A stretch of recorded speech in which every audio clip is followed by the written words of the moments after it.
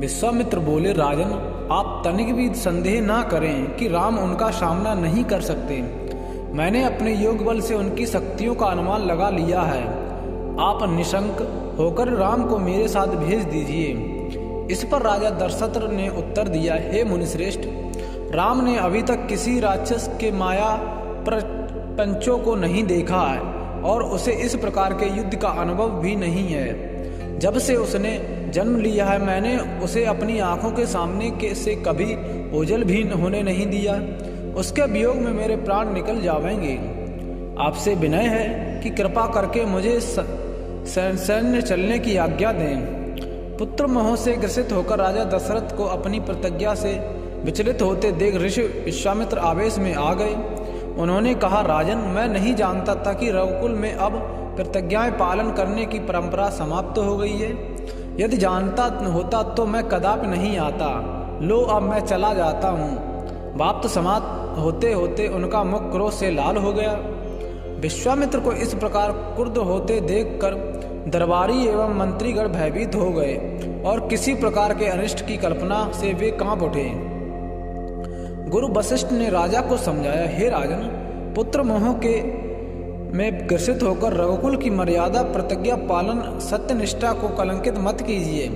मैं आपको परामर्श देता हूँ कि आप राम को बालक होने की बात को भूलकर निशंक होकर राम को मुनिराज के साथ भेज दीजिए। महामुनि अत्यंत विद्वान, नितिन और अस्त्र शस्त्र के ज्ञाता हैं।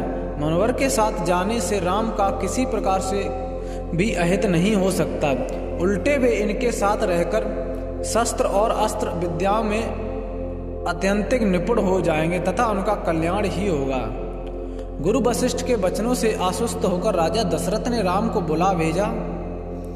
राम के साथ साथ लक्ष्मण भी वहां चले आए। राजा दशरथ ने राम को ऋषि विश्वामित्र के साथ जाने की आज्ञा दी। पिता की आज्ञा सिरोधार्य करके राम के मुनिवर के साथ जाने के लिए तैयार जाने पर लक्ष्मण ने भी ऋषि विश्वामित्र के साथ चलने के लिए प्रार्थना की और अपने पिता से भी राम के साथ जाने के लिए अनुमति मांगी।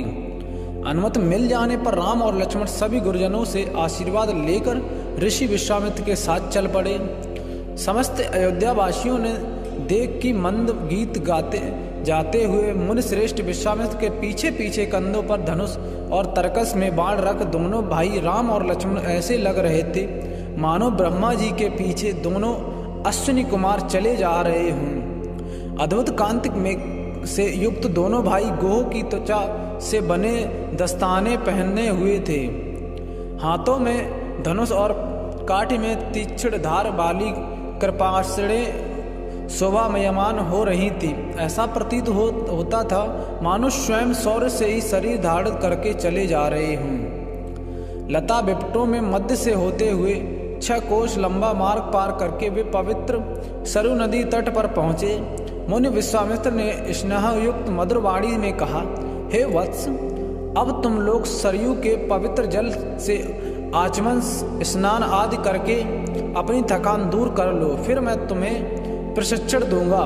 सर्वप्रथम मैं तुम्हें बला और अतिबला नामक विद्याएं सिखाऊंगा। इन विद्याओं के विषय में राम के द्वारा जिज्ञासा प्रकट करने पर ऋषि विश्वामित्र ने बताया, ये दोनों ही विद्याएं असाधारण हैं।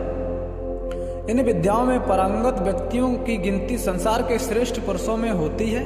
विद्वानों ने इन्हें समस्त विद्याओं की जननी बताया है। इन विद्याओं को प्राप्त करके तुम भूख और प्यास पर विजयी पा सकोगे। इन तेजोमय विद्याओं की सृष्टि स्वयं ब्रह्मा जी ने की है। इन विद्याओं को पाने का अधिकार समझकर मैं तुम्हें इन्हें प्रदान कर रहा हूँ। राम और लक्ष्मण के स्नान आदि से निर्वृत्त होने पर के पश्चात विश्वामित्र जी ने उन्हें इन विद्याओं की दीक्षा दी।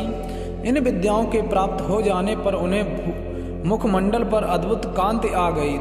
तीनों ने सरयू तट पर ही विश्राम किया। गुरु की सेवा करने के पश्चात दोनों भाई तृण शय्याओं पर सो गए।